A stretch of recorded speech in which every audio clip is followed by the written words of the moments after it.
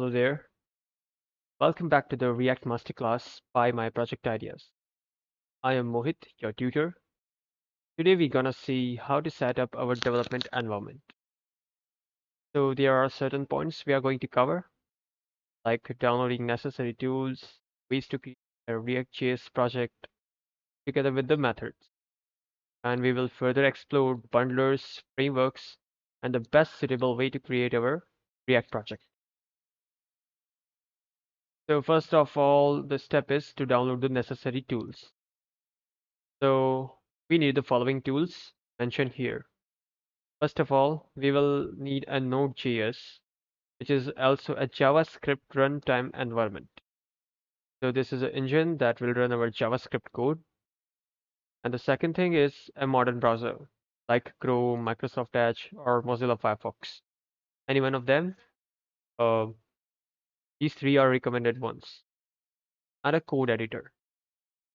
So for the code editor, I will recommend you the VS Code, famous code editor, and more extensively used for many purposes. Now let's just see the Node.js. So Node.js is nothing but a JavaScript runtime environment, which enables us to run the JavaScript code. It provides the JavaScript engine called V8 inside of it. Our browser Chrome also uses the same engine to run the JavaScript code. So I have already installed this thing inside my machine. So for the checking purpose, I will type in my terminal like node version, and this will give something like this one. So make sure that your node version is at least 18th one, because I think we should keep the latest versions so that there will be no compatibility issues. And second thing is VS Code. VS Code is the by far most popular code editor, and for creating our React.js projects, we are going to use. As you can see, there are the multiple things supported in this particular code editor. So yeah, download it. So if you follow the previous steps carefully and you have downloaded all of the necessary tools and set up the development environment, then your setup is complete. And now we are going to explore some of the basic steps that we will take throughout the learning. So here comes the three options to create React.js project. So there will be three methods we are going to explore. First of all is create React app. Second is create Vite application. And third one is installing React without any tool or the manual installation. So these are the three basic methods to create our React.js project. So let's explore them one by one.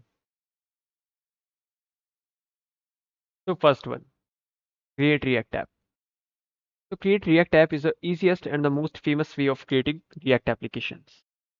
All the tools that a React project will require is already in this template. And create React app uses Webpack as a bundler inside of the project. So there you may have a question like, what is a Webpack or what is a bundler? So we will see this in near future.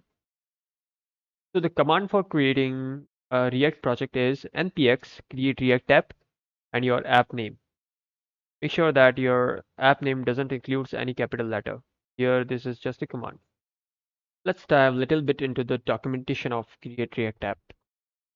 So create React app is the oldest way for creating the React applications. Like for now, the React official documentation doesn't recommend this method. And let's see. So for creating applications that I have mentioned that command inside the slides, you just have to type this command into the terminal or the folder terminal where you want to create the project. Just go to the project and then just hit this command. And here you will see everything related to the create React app and also the customizing options and the styling and other options too. So you can explore here if you want to explore. And the next step is create Vite application. So Vite is the next generation front-end tooling that can be used for making React apps. So the main advantage of the Vite over create React app and the other methods is like enhanced development experience because it is really fast. The speed of the dev updates or the developer updates is pleasingly fast. Also, the app build is pleasingly fast, and Vite uses the concept called hot reloading inside it. So that's why it makes the things very fast, and we don't have to bundle everything together just for the extra knowledge purpose. And that's why it reflects very fast. So it helps in the developing applications really very fast. So if the speed is a concern, then you should probably use the React Create Vite app. Next is the Vite. So what is Vite? It's a next generation front-end tooling. So what is the advantage of the Vite over the Create React app is it is lightning fast and is suggesting hot module replacement or hot reloading, we can say that. So this is some kind of a method that makes the developer updates very fast and also the build very minimal size and very fast. So as here inside of the documentation of Vite, there is a command that npm create Vite @latest. So this is the command for creating our project. But if you want to use other frameworks like Vue, then these are the commands. But in this case, we are only using the React, so we will use the React template. So instead template view, we will just type the React here. So option 3, manually installing React and React DOM. So this method, you have to manually install the React and React DOM into your project. There is no template for creating any project. So this is just a manual installation. And you can configure the project according to your own needs, as you can use the bundler of your own choice. There are many more bundlers other than the Webpack, just like ESBuild, Rollup.js. You can use any one of them if you are customizing your own project. But if you don't like templates and you want to customize application your own way, then these options come handy. React doesn't restrict you to use any other thing. So if you don't want to use templates, then you can install the React manually. So here comes the bundlers. So what are bundlers and why do we use them? Bundlers are here to reduce the project size. So the bundlers reduces our project size. It can reduce the number of JS files to just one JavaScript file. And you may write multiple lines of code which can be connected with each other, or the multiple files that can be connected to each other. So all the logic for application is combined and written into the one file. So that's why enhancing the speed and the build time and the response time of the application. So there are the most famous examples of the bundlers are Parcel, Rollup, ESBuild, and Webpack. Now let's just explore the frameworks. What are the frameworks?